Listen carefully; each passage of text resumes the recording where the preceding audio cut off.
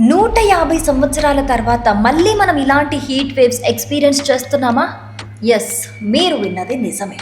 1877 సంవత్సరం తర్వాత మనం ఇప్పుడే మళ్ళీ ఎల్ నినో ఎఫెక్ట్ని ఎక్స్పీరియన్స్ చేస్తున్నాం. అందరూ కూడా ఎల్ నినో ఎఫెక్ట్ వల్లే ఇంత విపరీతమైన ఎండలు, హీట్ వేవ్స్ అని చెప్తున్నారు. కానీ అసలు ఎల్ నినో ఎఫెక్ట్ అంటే ఏంటి ఒకసారి చూద్దాం.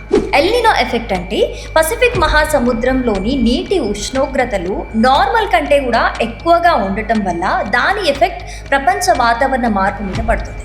సో దానివల్లే ఈ ఎల్ నినో ఎఫెక్ట్ అనేది కారణమవుతుంది. అసలు ఎల్ నినో ఎఫెక్ట్లో ఏం జరుగుతుంది అని అంటే, నార్మల్గా అయితే పసిఫిక్ మహాసముద్రంలో కొన్ని గాలులు ఒకే దిశగా వేస్తూ చల్లటి నీటిని పైకి తప్పిస్తూ ఉంటాయి. దానివల్ల నార్మల్ టెంపరేచర్ ఉంటుంది. కానీ ఈ ఎల్ నినో ఎఫెక్ట్ సమయంలో ఆ గాలులు అనేవి వీక్ అయిపోతూ ఉంటాయి. దాని ఎఫెక్ట్ వల్లే ఇంత విపరీతమైన హీట్ అనేది కారణమవుతుంది. దీని ఎఫెక్ట్ కంప్లీట్ ప్రపంచ వాతావరణం మీద పడుతుంది. దీనినే మనం ఎల్ నినో ఎఫెక్ట్ అంటాం.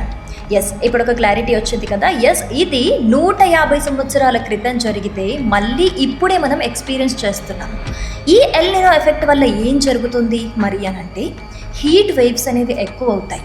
మాన్సూన్ నెక్స్ట్ వచ్చేది కూడా వీక్ అవుతూ ఉంటుంది. వర్షాలు కూడా చాలా మట్టుకు తగ్గిపోతూ ఉంటాయి. ఎండలు ఎక్కువగా కొడుతూ ఉంటాయి. సో దీని మొత్తం ఎఫెక్ట్ వల్ల కూడా ఇది కంప్లీట్గా వ్యవసాయం అంటే అగ్రికల్చర్ మీద కూడా ఎఫెక్ట్ పడే అవకాశం ఉంటుంది. సో అందుకనే ఈ ఎండల్లో అందరూ కూడా బయటికి వెళ్ళేటప్పుడు చాలా జాగ్రత్తగా ఉండండి. వీలైతే పనుంటే మాత్రమే బయటికి వెళ్ళండి, లేదా సురక్షితంగా ఇంట్లో ఉండండి. ఎందుకంటే రోజు మనము ఎవరో ఒకళ్ళు ఎండ దెబ్బ బారిన పడడం చూస్తూ ఉన్నాము.